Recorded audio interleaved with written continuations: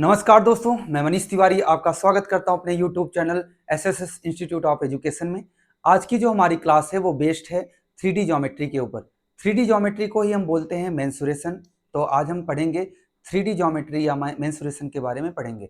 और 3D geometry में हम समझेंगे क्या 3D ज्योमेट्री होता क्या है, और साथ साथ इससे कुछ स्पेशल फिगर्स होते हैं, जैसे एग्जाम्पल के लिए क्यूबाइड, क्यूब, सिलेंडर, कोन, स्फेयर, हेमिस्फेयर, इन सब के जो फॉर्मूलेज होते हैं उसको समझने की कोशिश करेंगे क्या होता है ये। तो 3D ज्योमेट्री का मतलब होता है 3 डायमेंशनल ज्योमेट्री। ऐसी ज्योमेट्री जहां पे हम 3 एक्सिस की बात करते हैं।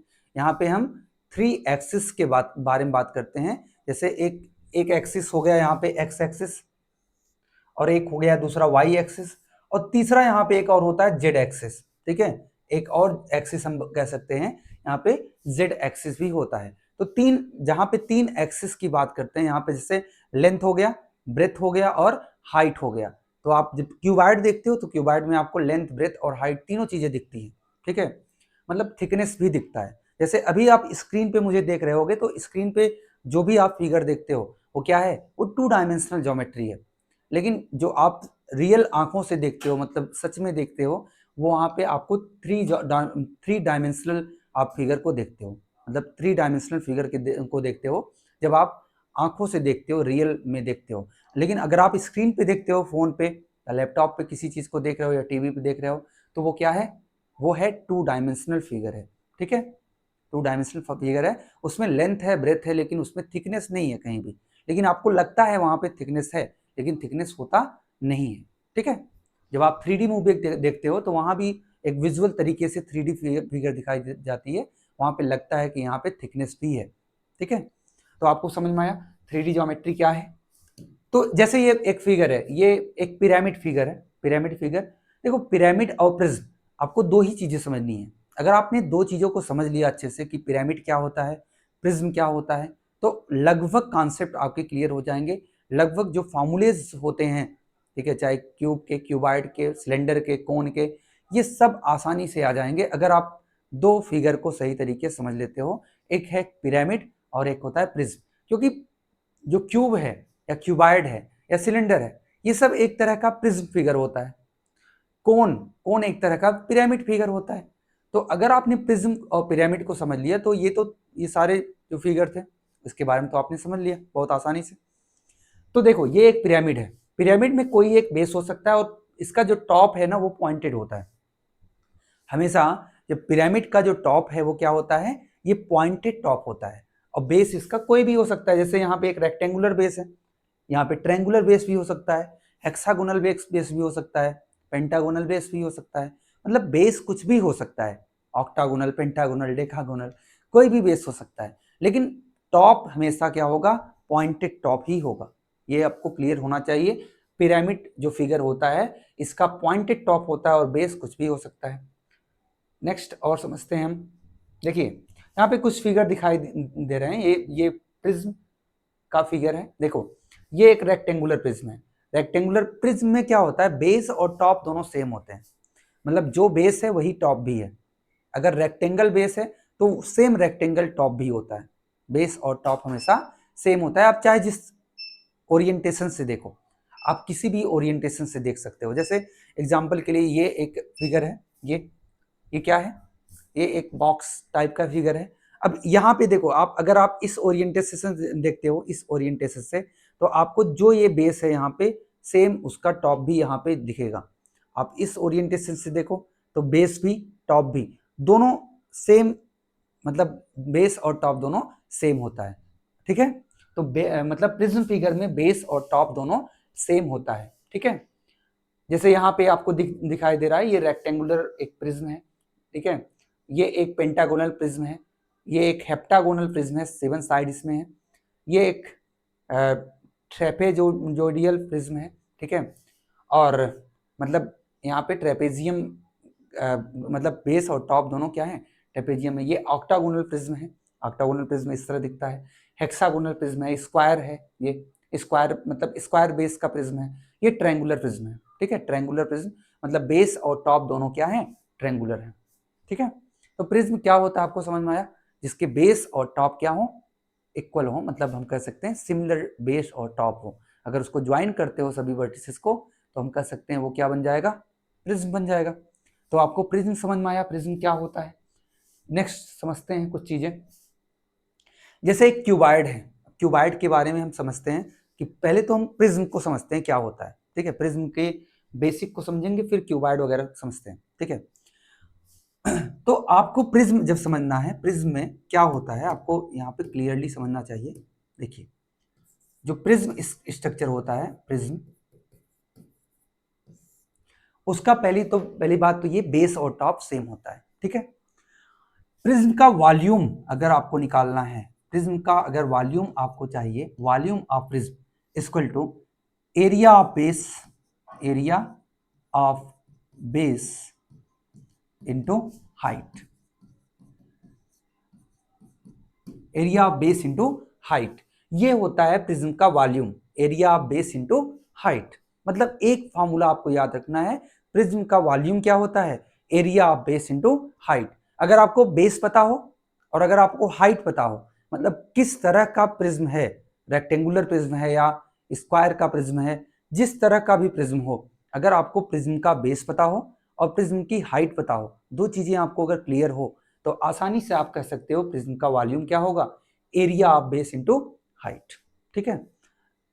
ऐसा क्यों होता है कि area of base into height, ऐसा क्यों हो जाता है, ठीक है।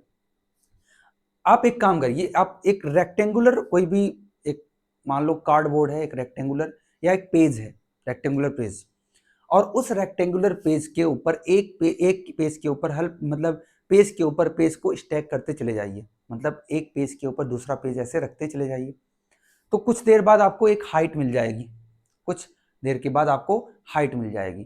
तो हम कह सकते हैं वॉल्यूम क्या होगा, वॉल्यूम जो जैसे एक पेज है उसका एरिया, दूसरे पेज का एरिया, तीसरे पेज का एरिया, ऐसे से जितने भी पेज हैं उसके सारे पेज के एरिया को अगर आप प्लस कर देते हो तो आपको वॉल्यूम मिल जाएगा, क्योंकि वॉल्यूम का मतलब जितना स्पेस वो कवर किया गया है, कवर किया है, ठीक है। तो इसीलिए हम कह सकते हैं बेस एरिया में हाइट को मल्टीप्लाई कर दो तो आपको वॉल्यूम मिल जाता है, ठीक है। इसके बाद हम बात करते हैं lateral surface area, LSA of prism. LSA of prism क्या होगा, ये पेरीमीटर ऑफ बेस होता है, perimeter of base into height. मतलब आपको पेरीमीटर ऑफ बेस पता हो और हाइट पता हो तो आप कह सकते हो कि किसी भी प्रिज्म का सरफेस एरिया, जो लेटरल सरफेस एरिया है, वो आप फाइंड आउट कर सकते हो। कैसे भाई, इसमें देखो पेरीमीटर का मतलब होता है बाउंड्री, बाउंड्री, और बाउंड्री को अगर आप हाइट से मल्टीप्लाई कर देते हो तो जो सरफेस एरिया है वो आपको मिल जाता है। जैसे ये एक लेट्स से एक सिलेंड्रिकल पेन है, ठीक है, और आपको जो लेटरल सरफेस एरिया इसका होगा, इसको बोलते हैं कर्व सरफेस एरिया। आपको ये पूरा एरिया आपको चाहिए, मतलब जिसको आप टच कर पा रहे हो, ये एरिया होता है क्या, लेटरल सरफेस एरिया। और ये कैसे मिलेगा, अगर आपको ये पेरीमीटर पता हो, ये सर्कुलर प्रिज्म है, सर्कल का एक सरकमफ्रेंस पता हो और उसमें हाइट से मल्टीप्लाई कर दो तो ये पूरा पूरा सरफेस आपको मिल जाएगा, ठीक है। This is the perimeter of base into height, ये होता है प्रिज्म का। अगर आपको प्रिज्म की दो चीजें आपको पता होनी चाहिए, एक तो volume area of base into height, एक तो LSA perimeter of base into height, दो चीजें आपको क्लियर हैं तो प्रिज्म का वॉल्यूम, प्रिज्म का सरफेस एरिया, जो भी फॉर्मूले हैं आसानी से आप फाइंड आउट कर सकते हो। तो प्रिज्म के बारे में हमने सीखा। अभी हम आगे जब कोण पढ़ेंगे उसके पहले हम पिरामिड को भी समझेंगे, पिरामिड क्या होता है, उसके बाद हम कोण को या और भी पिरामिडिकल फिगर जो होते हैं उसको समझने की कोशिश करेंगे, ठीक है। तो देखते हैं यहाँ पे,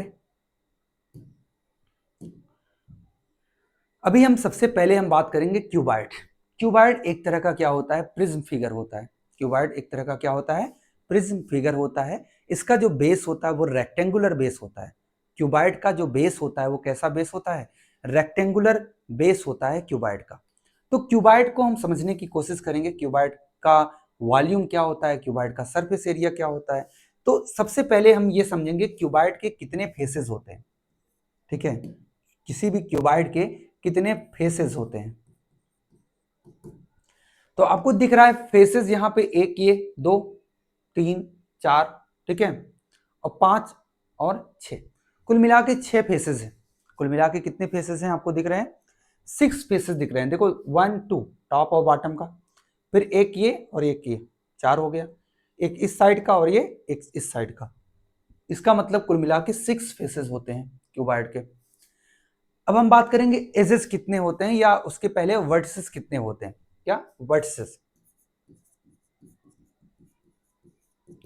देखो वर्टिसेस कितने होंगे आप देख रहे हो, यहां पे एक वर्टिसेस, ये 3 4 5 6 7 8, यहां पे टोटल 8 वर्टिसेस होंगे। कितने?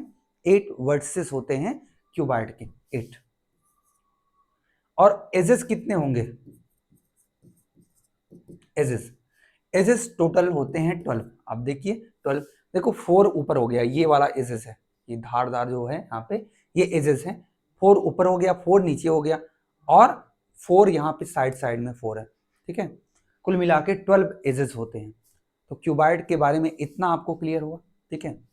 उसके बाद अगर हम क्यूबॉइड के वॉल्यूम की बात करें, वॉल्यूम ऑफ क्यूबॉइड क्या होगा, तो अभी हमने पढ़ा कि base area into height, base area into height. देखो बेस एरिया क्या होता है, देखो बेस क्या है, यहाँ पे बेस है रेक्टेंगल, मतलब क्यूबॉइड क्या होता है, क्यूबॉइड एक रेक्टेंगुलर प्रिज्म होता है, और बेस इसका क्या है, इसका बेस है रेक्टेंगल। तो रेक्टेंगल का जो एरिया होता है वो होता है L into B, this is the area of rectangle, length into breadth. और अगर आप इसमें हाइट से मल्टीप्लाई कर देते हो तो आपको वॉल्यूम मिल जाता है, volume of cuboid. Volume of cuboid is equal to L into B into H, ठीक है।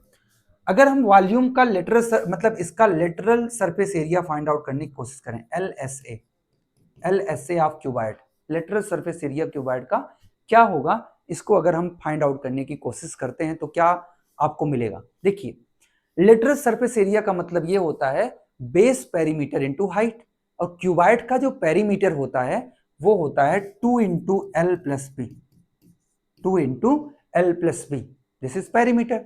और अगर आप इसको हाइट से मल्टीप्लाई कर देते हो तो आपको मिल जाएगा LSA, lateral surface area, 2 into L plus B, ये बेस पेरीमीटर है, इंटू हाइट।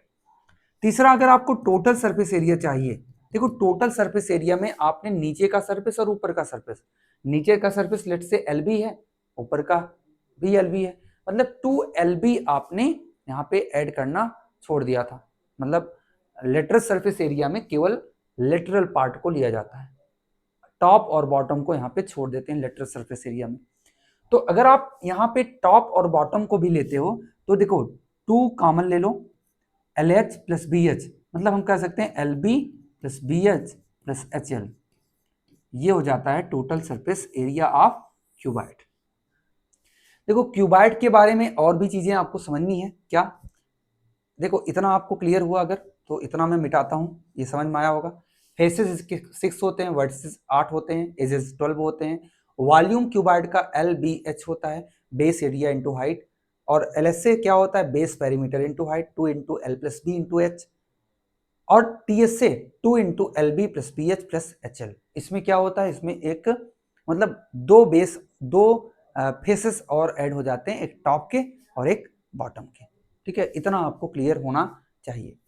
देखिए इसके बाद हम बात करते हैं कि डायगोनल क्यूबॉइड का क्या होता है, किसी भी क्यूबॉइडिकल फिगर का जो डायगोनल है वो क्या होगा, इसको कैसे हम समझेंगे, डायगोनल क्या होता है किसी भी क्यूबॉइडिकल फिगर का।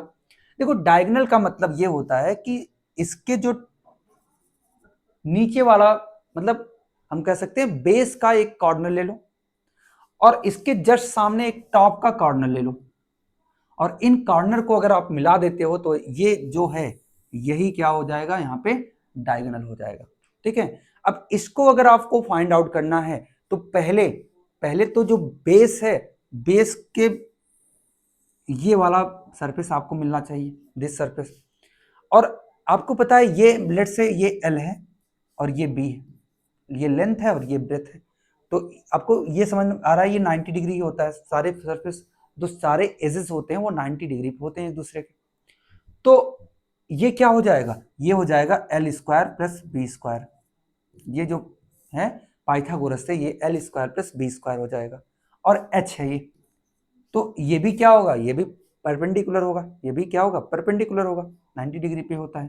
ठीक है, मतलब हम कह सकते हैं बेस के परपेंडिकुलर कोई भी चीज ले लो, यहाँ पे कहीं भी एक परपेंडिकुलर ड्रॉ कर दो, तो एक क्या होगा, ये परपेंडिकुलर हो जाएगा।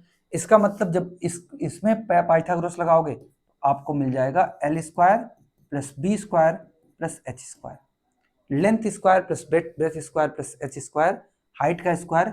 This is the diagonal of the cuboid.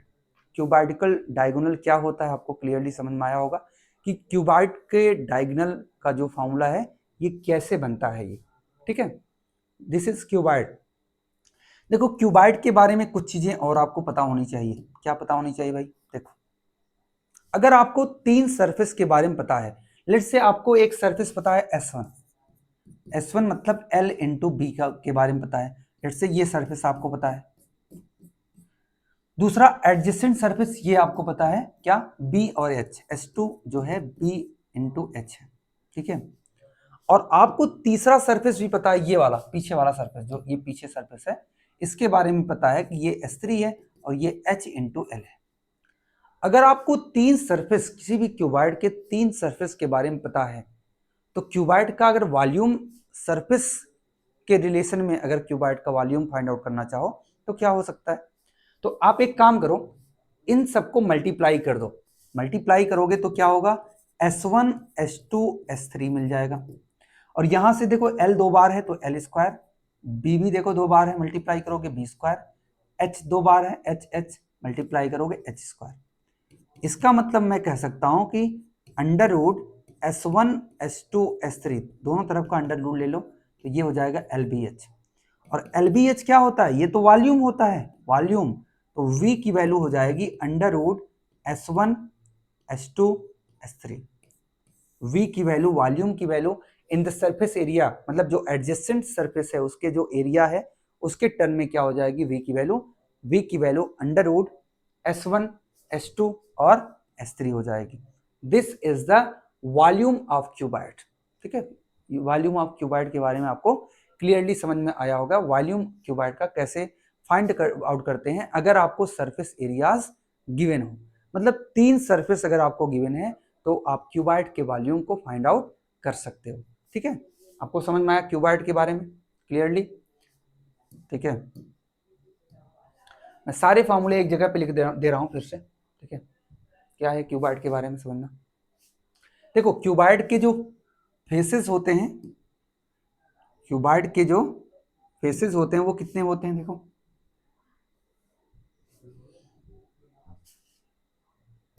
देखिए क्यूबॉइड के फेसेस यहाँ पे कितने होते हैं, फेसेस 6 फेसेस होते हैं। वर्टिसेस टोटल 8 वर्टिसेस होते हैं। एजेस 12 एजेस होते हैं। इसका वॉल्यूम क्या होता है, LBH, base area into height. Lateral surface area क्या होता है, 2 into L plus B into H, मतलब बेस पेरीमीटर इंटू हाइट। और टोटल सरफेस एरिया की बात करें तो इसमें 2 सरफेस और जुड़ जाता है, जिससे LB plus BH plus HL ये हो जाता है। इसका डायगोनल क्या होगा, diagonal L square plus B square plus H square. अगर आपको 3 सरफेस गिवन हो, S1 S2 S3 are given, then volume is equal to under root S1 into S2 into S3। ये तीनों क्या क्या है, एडजेसेंट सरफेस है, मतलब तीनों डिफरेंट डिस्टिंक्ट सरफेसेस हैं, डिस्टिंक्ट फेसेस हैं। और डिस्टिंक्ट फेसेस का अगर आपको एरिया फाइंड मतलब पता हो तो आप वॉल्यूम निकाल सकते हो, उस एरियाज के प्रोडक्ट के अंडर रूट के बराबर होता है वॉल्यूम। ठीक है, आपको यहां तक क्लियर हो गया होगा कि क्या है ये। नेक्स्ट आपको फिगर समझना है, कोन को तो बाद में समझेंगे, अभी कोन के बाद में आपको सिलेंडर समझना है। इसके बाद हम क्यूबॉइड के बाद, अच्छा क्यूबॉइड के पहले, सिलेंडर के पहले एक फिगर और समझ लेते हैं, क्यूब। क्यूब देखो क्यूब में कुछ अंतर नहीं है, जो L है और B है और H है, तीनों के जगह पे एक चीज पुट कर दे, क्योंकि तीनों बराबर होते हैं। क्यूब की बात करते हैं तो लेंथ, ब्रेथ और हाइट तीनों इक्वल हो जाते हैं, तो उसको बोलते हैं क्यूबिकल फिगर। ठीक है, तो क्यूब ऐसे दिखता है आपको लगभग इस तरह से। तो इसका बेस कैसा होता है? इसका बेस एक स्क्वायर बेस होता है, टॉप भी स्क्वायर होता है, और हर फेसेस, जितने भी फेसेस हैं वो क्या होते हैं? स्क्वायर होते हैं। ठीक है, this is a cube where LBH is equal to A is the edges of cube। तो क्यूब का अगर हम वॉल्यूम की बात करें भाई, वॉल्यूम क्या होगा? तो L into B into H होता है, तो A इंटू ए क्यूब हो जाएगा। LSA की बात करें तो 4A स्क्वायर, TSA की बात करो तो 6A स्क्वायर, और जो डायगनल है ना, ये हो जाएगा A अंडर रूट 3 या रूट 3A, ये डायगोनल हो जाएगा क्यूब का। ठीक है, क्यूब के बारे में ज्यादा नहीं जानना है, बस सिंपली जो क्यूबाइड के फॉर्मूले थे उसमें क्या करो, L और B और H की जगह A पुट कर दो, बस आपको इतना ही करना है, आपको क्यूब के सारे फॉर्मूले मिल जाएंगे। ठीक है, क्यूब के बारे में कुछ चीजें और डिस्कस कर लेते हैं। अगर आपको क्यूब को कट करना है, ठीक है, अगर आप क्यूब को, ठीक है, किसी भी दो क्यूब, एक क्यूब है उसको जब कट करते हो तो क्या होता है? ठीक है, 20 से अगर आप कट करते हो किसी भी क्यूब को तो आपको क्या मिलता है, इसको हम समझना है थोड़ा सा। ठीक है, जैसे एक क्यूब है, इसको हमने यहां से 20 से कट कर दिया, ठीक है, ऐसे 20 से यहाँ पे कट कर दिया और इन दोनों को अलग अलग कर दिया, तो आप देखोगे एक चीज यहाँ पे होगा, क्यूब के दो सरफेस और जनरेट हो जाएंगे। तो इसका जो वॉल्यूम तो है, वॉल्यूम तो उतना ही रहेगा, वॉल्यूम में कुछ भी चेंज नहीं होगा, वॉल्यूम उतना ही रहने वाला है। ठीक है, ए क्यूब, लेकिन क्यूब का जो सरफेस एरिया है उसमें यहाँ पे चेंज हो जाएगा। Surface area, total surface area जो है 6A स्क्वायर था टोटल, अभी तक कितना था? 6A स्क्वायर था, लेकिन एक ए स्क्वायर यहां से जनरेट हो जाएगा, एक ए स्क्वायर इस साइड से जनरेट हो जाएगा। उसका मतलब, इसका मतलब ये कह सकते हैं हम कि यहाँ पे 8A स्क्वायर सरफेस एरिया हो जाएगा। ठीक है, 8A स्क्वायर सरफेस एरिया हो जाएगा जब आप क्यूब को, आप एक क्यूब को कट करते हो, 20 में से कट करते हो। ठीक है, तो कटिंग को हम यहाँ पे समझेंगे और आगे देखिए।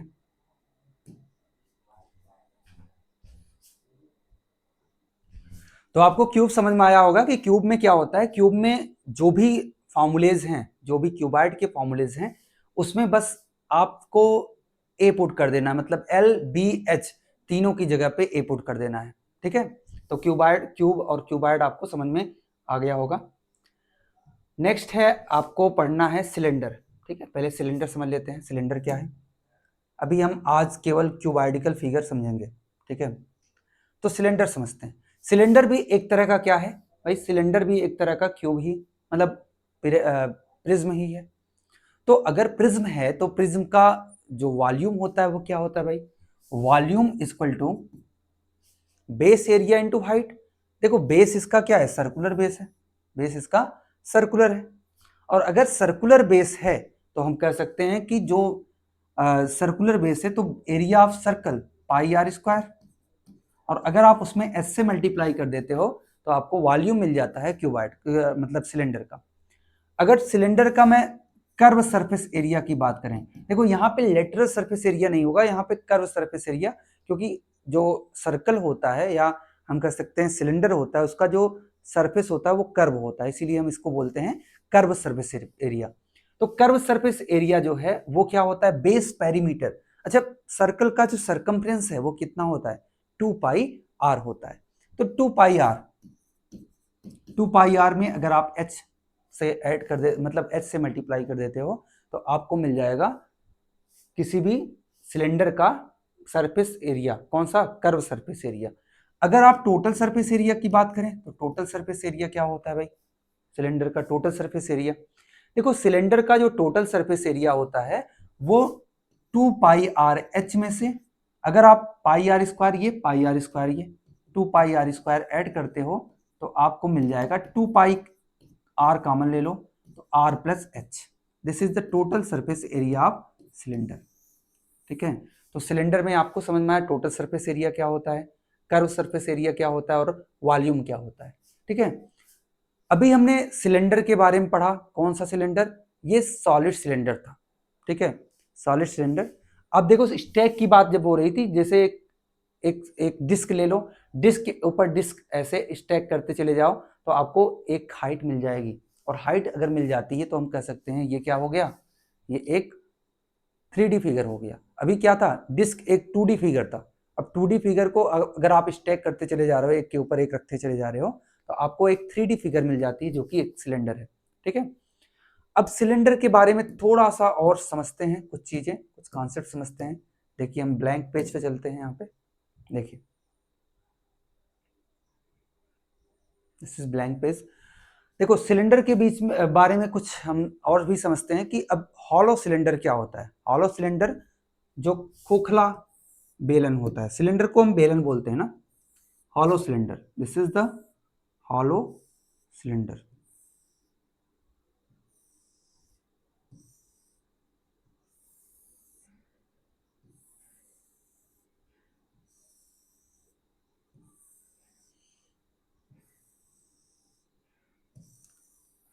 देखो सिलेंडर का एक गंदा सा फिगर बना है, हॉलो सिलेंडर।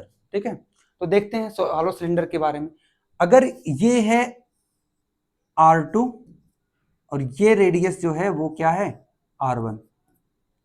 ठीक है, और इसकी हाइट क्या है, h। तो वॉल्यूम क्या होगा भाई, वॉल्यूम इक्वल टू होता है पाई R1 स्क्वायर h। मतलब बाहर वाला जो सिलेंडर है उसका वॉल्यूम क्या होगा, पाई R1 स्क्वायर h। जो बाहर का जो सिलेंडर है उसका वॉल्यूम हो जाएगा पाई R1 स्क्वायर h। और जो अंदर का सिलेंडर है उसको मतलब दो हम कह सकते हैं, ये एक आउटर सिलेंडर है और ये एक इनर सिलेंडर है। और आउटर सिलेंडर का जो वॉल्यूम होगा वो पाई R1 स्क्वायर h होगा, और जो इनर सिलेंडर है उसका वॉल्यूम क्या होगा, उसका वॉल्यूम होगा पाई R2 स्क्वायर h होगा। अब यहाँ पे अगर हम पाई h कॉमन ले लेते हैं तो R1 square minus R2 square. ठीक है, पाई h आपने कॉमन ले लिया तो R1 square minus R2 square हो जाएगा। अच्छा, जो अगर मैं इसको देखो, यही है वॉल्यूम। वॉल्यूम का अगर फार्मूला की बात करें किसी भी हॉलो सिलेंडर के वॉल्यूम की, वॉल्यूम का मतलब देखो बीच में तो खाली है।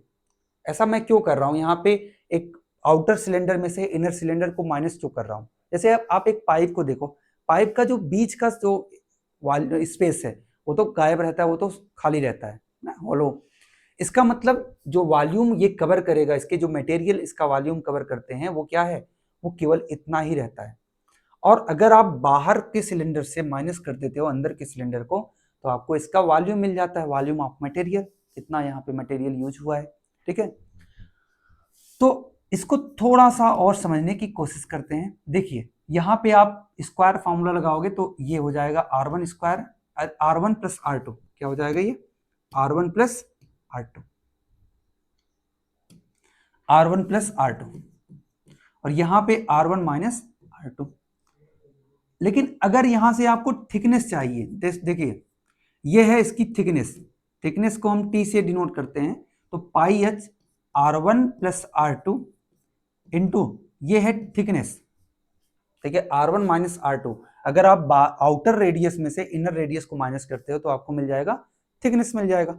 और थिकनेस का फॉर्मूला क्या होगा इसके रिस्पेक्ट में, T equal to V by pi h R1 plus R2। This is the formula of thickness in the context of volume। अगर आपको वॉल्यूम पता हो, आपको रेडियस पता हो और आपको हाइट पता हो, तो आप थिकनेस बता सकते हो किसी भी हॉलो सिलेंडर का थिकनेस क्या होगा। ठीक है, ये आपको क्लियर हुआ होगा। ठीक है, हॉलो सिलेंडर का थिकनेस क्या होता है और हॉलो सिलेंडर का वॉल्यूम क्या होता है। ठीक है, इसको आप स्क्रीनशॉट लीजिए, उसके बाद देखते हैं हम और भी चीजें। देखिए यहाँ पे एक सिलेंडर है, हॉलो सिलेंडर।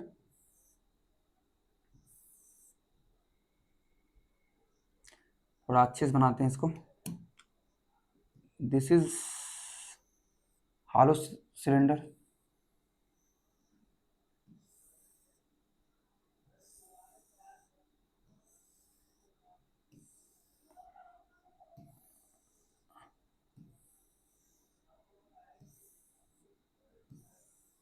ठीक, फिर से वही चीज, ये R2 है और ये R1 है।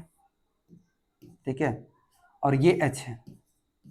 अगर हम लेटरल सरफेस एरिया की बात करें, इसके लेटरल सरफेस एरिया की बात करें तो क्या होगा? देखो लेटरल सरफेस एरिया क्या होता है किसी भी हॉलो सिलेंडर का? सरफेस एरिया का मतलब ये होता है जिसको आप टच कर सकते हो।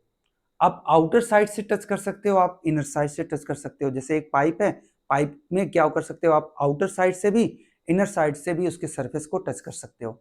इसका मतलब वो दोनों इसका एरिया हो जाएगा। तो आउटर जो सरफेस है उसका एरिया क्या है? उसका एरिया है 2πr1h, और इनर जो सरफेस है उसका एरिया है 2πr2h। इसका मतलब 2πh कॉमन ले लो तो r1 प्लस r2, ये इसका क्या हो जाएगा? LSA हो जाएगा। LSA, LSA, ठीक है। किसी भी हॉलो सिलेंडर का जो LSA है वो 2πh r1 प्लस r2 हो जाता है, ठीक है। तो ये क्लियर हुआ LSA क्या होगा।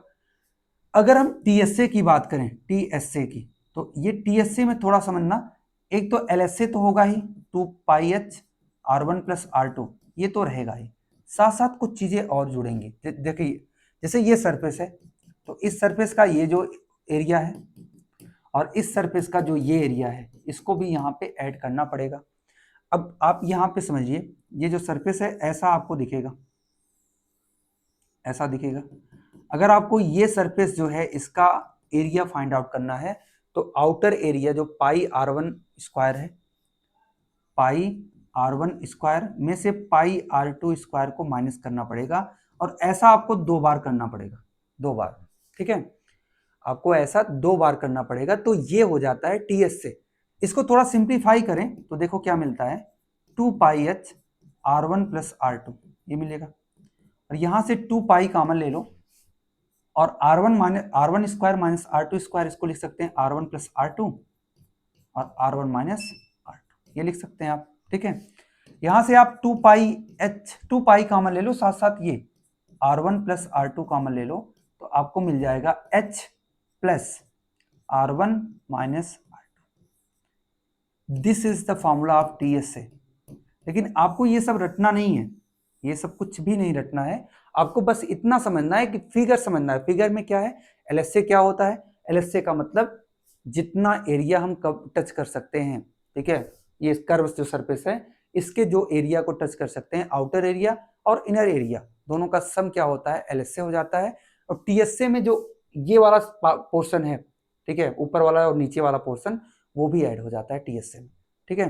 This is the about hollow cylinder, ठीक है। कुछ केसेस और हम जिक्र कर लेते हैं सिलेंडर के बारे में। जैसे एक रेक्टेंगुलर एक पेज है, लेट्स से एक चार्ट है, कुछ भी रेक्टेंगुलर पीस है, ओके। इसका लेंथ है L और इसका ब्रेथ है B, लेंथ है और ब्रेथ है। और इसको ना, इसको क्या किया जाए, लेंथ के अलोंग आप इसको रोटेट कर दो, लेंथ के अलोंग आप इसको रोटेट कर दो। जैसे मेरे पास एक पेज है, यहाँ पे लेट्स से एक पेज है, एक रेक्टेंगुलर पेज आपको दिख रहा है यहाँ पे, ये एक रेक्टेंगुलर पेज है। और इस रेक्टेंगुलर पेज को, ये देखो लेंथ है, ये जो पार्ट पोर्शन है ये क्या है? लेंथ है, और ये पोर्शन है ब्रेथ। और मैं क्या कर रहा हूँ, इसको लेंथ के अलोंग ऐसे घुमा रहा हूँ, ऐसे लेंथ के अलोंग इसको घुमा रहा हूँ। तो ये आपको एक सिलेंडर दिख रहा होगा, ठीक है, एक सिलेंडर यहाँ पे दिख रहा होगा, एक सिलेंड्रिकल फिगर आपको दिखा, ठीक है। तो इसमें हो क्या रहा है भाई, इसमें क्या हो रहा है कि जो लेंथ है ना, ये लेंथ, ये कंप्लीटली यहाँ पे रोटेट कर जा रहा है। लेंथ रोटेट करके इसका जो सरकमफ्रेंस है, लेंथ रोटेट करके क्या बन जा रहा है? सरकमफ्रेंस आप कह सकते हैं, जो बेस ऑफ सिलेंडर है उसका सरकमफ्रेंस बन जा रहा है। और जो यहाँ पे बी है, बी बन जा रहा है हाइट। इसका मतलब सरकमफ्रेंस हम कह सकते हैं जो 2πr है, 2πr, ये किसके बराबर है? L के बराबर है। इससे हम R फाइंड आउट कर सकते हैं, R की वैल्यू क्या हो जाएगी? L/2π, L/2π। और H की वैल्यू यहाँ पे B है। तो हम कह सकते हैं जो वॉल्यूम होगा सिलेंडर का वो क्या होगा इसके कॉन्टेक्स्ट में? वॉल्यूम ये हो जाएगा पाई R स्क्वायर H होता है, पाई R की वैल्यू यहाँ पे क्या है?